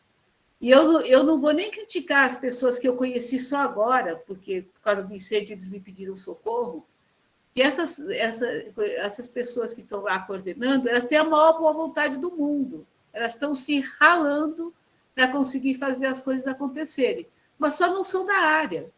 Então, eles estão fazendo até onde eles enxergam e estão pedindo socorro para fazer o que eles não enxergam. Né? Mas nisso tudo, com essa pouca vontade política que esse governo tem de dar seguimento aos órgãos culturais, né, às instâncias culturais, tudo é uma novela, né? Cada assinatura é uma novela, pelo que eu percebi que eles estavam me descrevendo. Então, a capacidade de executar coisas está absolutamente comprometida. Então, no final das contas, está torcendo para que esse boato, entre aspas, de que finalmente está se resolvendo essa coisa da SAC, da Sociedade Amigos da Cinemateca, chegar lá e, durante 4 meses, pelo menos, colocar em ordem algumas coisas até que se assine o edital com uma outra OS, né, que vai ser um outro problema. Então, a gente está torcendo para que isso aconteça, para a gente ter algum respiro e poder efetivamente estar lá dentro e saber exatamente o que está acontecendo. Né? Obrigada, mas pelo menos pediram socorro para quem entende, né? Não, o Rodrigo também esteve lá outro dia, o Rodrigo Mercedes, que fazia parte, é um dos coordenadores de área da última turma que esteve lá, né? Então, eles estão aceitando ajuda, sim, eles estão, aliás, acho que estão gostando bastante de aceitar ajuda. Próximo, Glaucio, fala boa noite para mim, Glaucio, faz 10 anos que eu não te vejo. Oi, Fê. Oi, pessoal, desculpa. Eu vim aqui, eu cheguei atrasada, porque eu estou com 2 crianças e um cachorro, ó. Tem uma cabeça aqui, ó, querendo ver, dando tchau. Nesse horário, mas eu precisava ver a Fernanda, porque eu morro de saudade dela. Eu morro de saudade de você também. Você está linda. Ai, obrigado, que isso. E aprender, sempre aprender, que é muito bom. A Cinemateca é maravilhosa. Foi uma escola maravilhosa para mim. Eu só fiz amigos lá e sou alucinada por aquele lugar. Então, viva a Cinemateca. Viva a Cinemateca. Recuperaremos o nosso espírito público. E eu quero chegar aos 60 anos assim, ó. Eu acho que você está enganando. 63 agora, vamos. Uau, uau. Não, eu vou te ensinar o truque, Zé Laurindo. É uma câmera que tem pouca definição. Todas as rugas desaparecem. Alguém tinha levantado a mão e desapareceu. Era eu. Fala aí, Zé Rafael. Então, queria eu acho que nessa linha do que tu vens falando e também do que falou o Antônio e o Kael e tentando lembrar daquilo que tu falaste sobre a gente precisa ter esperança, né, para conseguir levantar cada dia, para conseguir, claro, enfrentar um desafio do tamanho do mundo, né, que é esse desafio que está posto. Tu conhece ele melhor do que todo mundo, eu acho. A minha indagação vai no sentido, assim, de uma preocupação de quem está do lado de cá, quer dizer, eu sou um realizador, pesquisador e tal, e a gente não tem, claro, diferentemente de você e de outros ex-funcionários, eu acredito que, inclusive, talvez exista até uma espécie de rede de informação que se troque muita ideia e, claro, soluções. A BPA tem sido um grande centro de congregar informações. A gente que está, digamos, eu que estou do lado de cá da instituição, do lado de fora, portanto, mas tentando acessar o tempo todo, eu fico muito preocupado com não só com as questões de gestão, as questões políticas e tudo isso que é o descalabro e é o horror e é evidentemente um governo, alguém falou esses dias de demolição, né? Uma estratégia de demolição total. Ainda assim a gente fica querendo pensar como é que isso se reconstrói, e eu acho que tu também já desse a senha lá atrás, quando tu falas dessas pessoas que conheciam o acervo, conheciam as metodologias, todas as questões que envolvem, sei lá, cada equipamento, cada material, cada reserva técnica, da coladeira ao laboratório e ao scanner, né?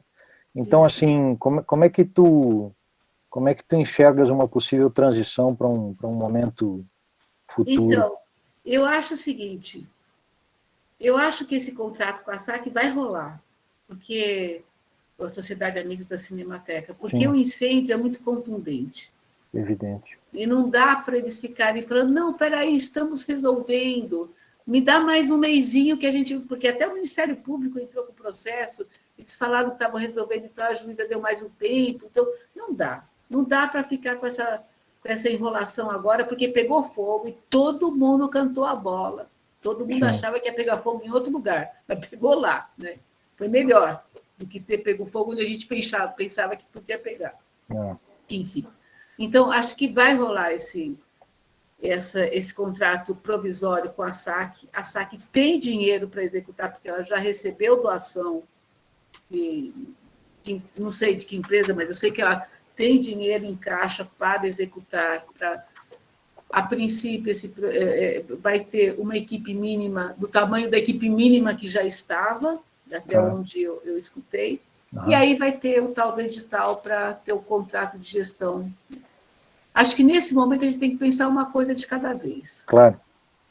Agora, um debate que eu acho que a gente tem que encarar para essa área, que a gente não pode se furtar, é certo ter tanto investimento em uma única instituição? Uma instituição desse tamanho pode estar sob a gestão de uma única instância? Porque tem gente defendendo, que eu acho bacana, que seja federal, municipal e estadual. Sim, e porque aí não é de ninguém, e é de todo mundo, sabe? Então, acho que o debate ok, a gente está num modelo econômico que tem que ser contrato de gestão. Bom, então, quando for instituição cultural, vai ter que ter um adendo dizendo que eles vão ter que cumprir padrões de qualidade que foram definidos pela instituição, que eles vão ter que manter uma equipe mínima permanente, que vai atravessar uma gestão para outra, que vai manter... Então, a gente vai ter que... Eu acho que a gente tem que lutar por mudanças que vão construindo um futuro mais orgânico e mais democrático mesmo. Porque também não é democrático você juntar, sei lá, 50% da produção audiovisual brasileira numa instituição e mais 30% no MAN, mais 30% no Arquivo Nacional, sabe? Não é justo isso. Não é seguro isso. Porque é isso, assim, na década de... Quando o Calil foi, década de 70, 80, o Calil foi ser diretor de assuntos não comerciais da Embrafilme, fizeram um encontro de cinema, e aí tinha um grupo que defendia arduamente a fundação de uma Cinemateca Nacional. Né? E, assim, é um erro básico, porque é isso, a hora você está tudo junto, a hora que pregar fogo, queimar tudo junto. E o digital, a primeira lição que o digital te dá é essa.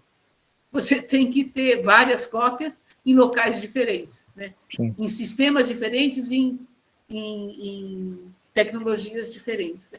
Então, acho que a gente tem que, o próximo Cineop, talvez a gente tenha, tomara que seja presencial, que é onde tem o Encontro Nacional dos Arquivos, e onde a gente debate sempre essas questões, acho que a gente tem que começar a construir qual é o mundo ideal que a gente pensa. Então, não ter instituições tão privilegiadas. Olha, eu sou da Cinemateca Brasileira, eu amo essa instituição, mas, tecnicamente, não é saudável você ter uma instituição concentrando tanto acervo e tanto dinheiro. Não é saudável.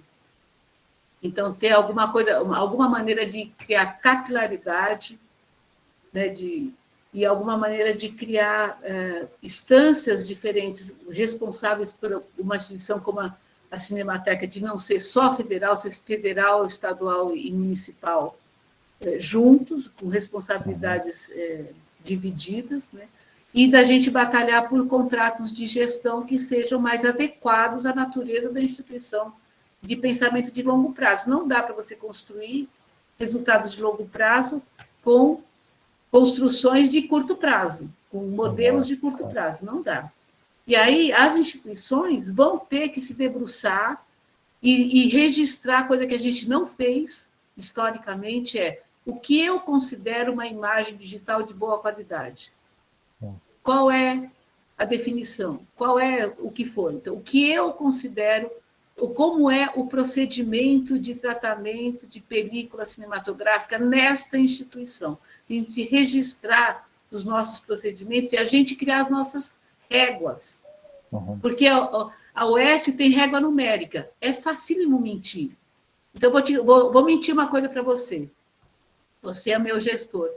Você pede para fazer um plano anual para ele poder verificar se eu estou cumprindo esse plano anual. Eu digo para ele, olha, eu vou revisar, vou fazer análise de estado de conservação de 2 milhões de metros por ano. O cara fala, porra, essa pessoa produz, né? 2 milhões a gente fazia por semana, sabe? Mentira, por mês. Assim, mas não é... Um filme longa-metragem tem 3 mil metros, você atinge 2 milhões muito fácil, mas o cara não sabe, ele não tem noção. Então, você tinha relatórios de gestão que a meta atingiu 200% da meta. Me poupe, né? A gente mentiu, obviamente, que é para dizer que a gente é bom e receber o próximo dinheiro. Então, sim. Trabalhar com números absolutos é burrice. Então, já que a gente acha que tem que ter pertinência, que tem que ter coerência, que tem que ter consistência no que você está fazendo, a gente tem que criar essas regras. O que é ser coerente num arquivo audiovisual com pensamento de longo prazo? É você ter investimentos equilibrados em documentação, em conservação, em acesso e em renovação de acervo. É isso? Então, o que é investimentos equilibrados? Na preservação é não falhar ar-condicionado, por exemplo. Na documentação é ter banco de dados eficiente para resgate de informação. O que seja, mas a gente vai ter que se debruçar e criar as nossas regras. E aí, quando a gente tiver as nossas regras, enquanto arquivista audiovisual, a gente vai assinar contrato de gestão com compromisso de cumprir as regras, as regras criadas pela instituição. Não dá para ter contrato de gestão com números, com metas numéricas. E esse edital mesmo que lançaram, eu não paro de falar, né, gente? Esse edital que lançaram, eles dão peso 5 para quem comprovar que é capaz de levantar grana e peso 2 para quem comprovar que tem experiência na área. Dá licença, por que nós estamos falando? Sim. Pronto, aqui deu discurso agora. Fernanda, eu ia até te fazer essa pergunta e meio que tentar encaminhar para um final, mas assim, tá todo mundo muito empolgado, então se alguém quiser ficar um pouco mais, pode também levantar a mão para pensar nas últimas perguntas. Mas assim, em relação à regionalização dos acervos, né, sem puxar a sardinha para o meu lado, mas já puxando, a experiência do Lupa é muito interessante nesse sentido, porque a gente tem uma experiência não só de acervo regional, como uma experiência de um acervo focado em um determinado escopo, né, de filmes. Então, a gente não tem essa abrangência que um acervo como a Cinemateca Brasileira tem, mas, ao mesmo tempo, o fato do Lupa existir já cria cria ali uma infraestrutura ali em Niterói, em Rio de Janeiro, que pode funcionar muito bem em rede com outros acervos, né? Funciona bem com a Cinemateca do MAM, com o Arquivo Nacional, enfim, esse tipo de relação. Aí, enfim, se quiser expandir um pouco mais essa questão da regionalização, eu acho que tem exemplos muito interessantes, assim, estão começando a surgir agora, né, Cinemateca Capitólio, lá no Rio Grande do Sul, e por aí vai. A Cinemateca de Curitiba sempre foi muito ativa, né, nessa coisa da produção regional. A Cinemateca Capitólio também nasceu muito com essa cara. Eu acho que a regionalização deveria ser quase obrigatória, porque tem os realizadores regionais não vão para a Cinemateca Brasileira, nem para a Cinemateca do MAM, nem para o Arquivo Nacional. Assim, é o pessoal que está lá que sabe que eles existem, né, da região. E a produção deles conversa com essa região. Tecnicamente, não faz sentido você retirar o material regional para ir para o Arquivo Nacional, e o pesquisador de Florianópolis tem que pesquisar o filme sobre a cidade dele no Arquivo Nacional. Não faz sentido, né? Então, essa compreensão de que é importantíssimo você ter acervos regionais, acho que é uma coisa que a gente tem que amadurecer, porque é importantíssimo. É meio nisso que eu estava falando, dessa coisa quando eu falei de capilaridade, né? Então, por exemplo, o Lupa é um exemplo muito bacana, porque ele não só assume uma regionalidade, mas como ele assume uma fatia da produção, que é esse filme doméstico, que chega nos grandes arquivos e fica perdido lá dentro. Não é que o grande arquivo não dá importância a isso, ele dá muita importância, mas ele não consegue chegar lá, ele não tem tempo para chegar lá. Porque os grandes produtores estão exigindo coisa, porque as grandes famílias estão exigindo coisa, porque o governo quer exibir coisas. Então, ele tem um outro tipo de compromisso com a sociedade que ele tem que responder, né? E que ele não tem tempo de chegar no regional, no doméstico, no pequenininho, sabe? Então, essa capilaridade, o Lupa, e não só o Lupa, mas arquivos universitários. Você já tem uma rede de universidade, você tem arquivos universitários, se a ECA, ao invés de mandar para a Cinemateca, criasse condições. Tudo isso é fantasia, se a gente pensar bem, porque a USP mal consegue pagar as próprias contas, né? Mas, assim, se a gente tem uma compreensão da necessidade, assim, a FAAP preserva os próprios filmes, está em ótimas condições? Não está em ótimas, está em boas condições. Mas já tem os próprios filmes lá. Talvez fosse a hora de fazer uma duplicação, deixar uma duplicata na Cinemateca, para a gente ter esse distanciamento geográfico, assim, mas pensar em democratizar o acesso e a memória audiovisual, acho que passa por isso, pela regionalização, pela especialização de certos arquivos, né? E não deixar todo o poder na mão de uma instância só, sabe? Acho que a gente vai ter que... E tem a formação também, né? Porque a partir do momento que você tem todos esses arquivos, você precisa ter funcionário ali. E aí, como é que você vai fazer para chegar nesse ponto, né? Gente, alguém tem alguma pergunta? Vai lá, Antônio e Laurinda. O bêbado do Antônio. Eu quase fui buscar minha cerveja, Antônio. Não, e é isso que a gente tem discutido há tantos anos, né, no encontro, né, dos arquivos e acervos audiovisuais na Cineop, com o Plano Nacional de Preservação Audiovisual, e antes disso com o CIBIA, né, dessa capilaridade. Então, a gente está tentando há algum tempo, né? O Brasil, com essa dimensão continental, isso que a Fernanda falou é fundamental, né? Um acervo, ele tem identificação com o povo que produziu, né? Então ele precisa estar próximo, né? Dessa comunidade, né? Ele tem essa identificação, né? Com o Nordeste, com o Norte, e é isso. E se acontece um sinistro, né? Se tudo está no mesmo lugar, se perde tudo também, né? Então, as tentativas estão aí, os documentos existem, né? O Plano Nacional de Preservação Audiovisual da BPA já foi apresentado para diferentes gestores da administração pública, né? Para secretários do audiovisual, e o tempo todo temos que reforçar isso. E continuará sendo apresentado. Vamos continuar a apresentar. É isso. Acabei de falar.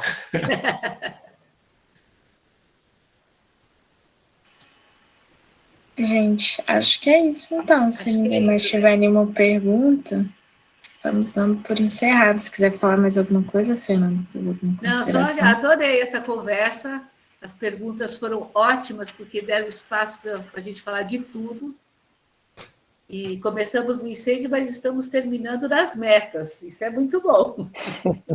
É por isso que eu falei que conversar com você dava esperança. É isso, é um pouco sobre isso mesmo. Eu acho que a ideia é pensar que temos um futuro, apesar de estar tudo tão sombrio no momento. Não virá fácil, vamos ter que batalhar por ele, mas se a gente souber onde quer chegar, fica melhor. Toda vida. Sim. Gente, muito obrigada pela presença de todo mundo. Vou mandar um e-mail esses dias aí. Laura. Obrigada a todos, viu? Parabéns. Obrigado. Adorei ver vocês. Adorei ver Cláudia e Fabiane. Obrigado, boa noite. Obrigada a todo mundo. Bora, muito boa noite. Tomara que a Fernanda volte. Mandar um beijão pro Fabiano. Sempre que for possível, pode convidar, que vocês perceberam que eu gosto de falar, né? Claro. Não, vamos lá. Então tá jóia, gente. Beijo. Até mais. Beijo, tchau. Até mais.